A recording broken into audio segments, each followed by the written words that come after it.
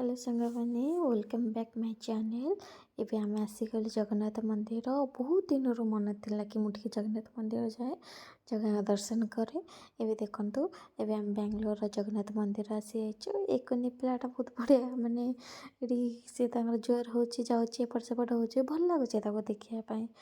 एबे आम टे पैड़ पीलु तो जगह दर्शन करके आसिकी एबे देखंतु एबे बेंगलोर भीतर बहुत सारा कंपनी ये भल लगे माने एत बहुत सारा कंपनी देखिकी फास्ट टाइम आसी ना बुलापाई बुलाबुली करने भल लगे।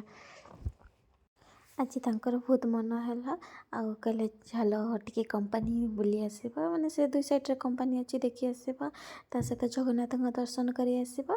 देखंतु बहुत सारा कंपनी अच्छी आउ मुझे हूँ देखी पार्ची आपण मानक माने जी बाट जाऊँगी दुई साइड रे कंपनी अच्छी ये तो ओवर ब्रिज अच्छे हेल्ले भी मत बहुत ये जावाई रास्ता टे बुलाबुली करने बहुत भल लगे। ट्रावेलिंग जी मजा अच्छे ना आउ कौन ना सत कहूँ आपण भी ट्रावेलिंग करंतु बहुत भल लगे आपण मानक।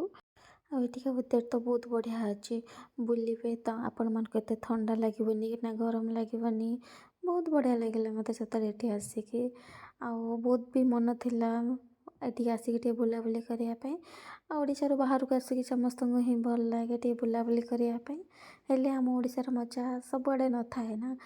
सत कह सांग मैंने आपण मानक ट्रावेलिंग करने केमती लगे मत तो बहुत बढ़िया लगे मत ही ट्रावेलिंग राति हो दिन हो सब बहुत भल लगे। एबे आमको भोक लगला बुलाबुली करके आम चली आसलु कि खायापी चाउमिन नहीं आसलु डोसा नहीं आसलु दी जन मिसिकी ही सेयार करके ही आम खाएनु।